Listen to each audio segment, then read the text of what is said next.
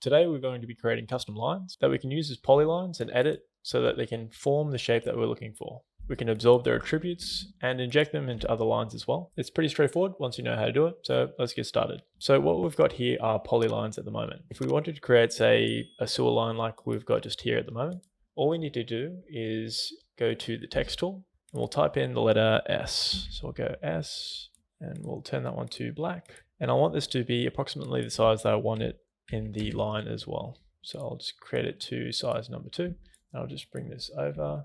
Now to do this, you can only use the line tool. You can't use the polyline to actually create the symbol itself. So to do this, we just go to the line tool. Then we're just going to zoom on in, right up nice and close. And then we're just going to take it from the center point of the S and just draw it around. Now, because of the size that it's going to be on the plans themselves, you won't be noticing these hard edges of the polys. So we'll just keep on dragging this one through just until we've got it to a point where we've got it almost finished up.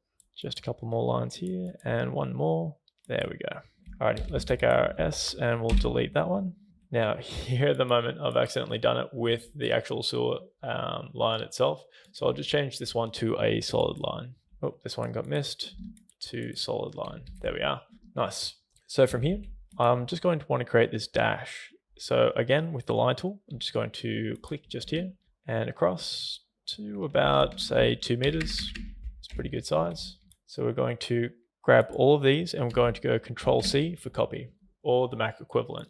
Let's go up to the top in options. We'll go to element attributes and then we'll go into lines. Now from here, if you've already got some set up, we could go into the line and we could create duplicate and do it that way. But if we want to do it from fresh and create it brand new, let's go to new and we're going to go to symbol for this one. We'll call this one sewer line ArchiCAD. There we are. And we'll go okay.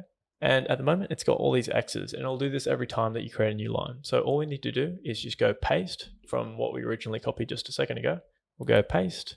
And there we go. Now, what we'll want to do is change our dash and our gap. For the time being, what I'll do is I'll go okay, so it saves the line itself. And what we're going to do, we're just going to go back up into the lines themselves. Let's go to the sewer one that I've already created. And we've got the dash at 10 and the gap at 1. So what we'll do, we'll just go to the sewer line that we created just before, this one just here. It's much larger. And we'll go in and we'll change these parameters to 10. And we'll change this one to 1. And there we go. So the gap is how far it has the gap between the S and between the next line. So for this one, 1 suits quite well. Now the only other option that you'll find in here is scale with plan, just down the bottom here, or scale independent, this one just here. If we go scale with plan, you'll see this little 1 to 250 or 1 to whatever your scale is, just up the top right hand corner here. So that means it's going to stay at that scale. For a quick practical example, let's just go okay. So let's say we change the scale from 1 to 250 to say 1 to 500. We'll notice that these ones have gotten larger while this one stayed the same. Let's do another example where we bump up the scale a little bit more. Let's go to 1 to 1000. And this is where we can really see it. So these top ones, much larger.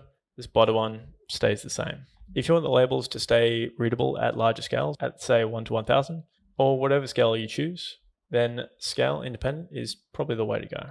But if you just want it to stay the same size, no matter what, then scale with plan is going to be the way to go. This all comes much more into play once you start placing things on the layout on an actual page that start to scale. Now, if you'd like this ArchiCAD file or any of my other tutorial files, they're now available over on my Patreon page, which I'll have a link to down in the description. There's a 7-day free trial, but there are limited spots, so best to get in soon before they run out.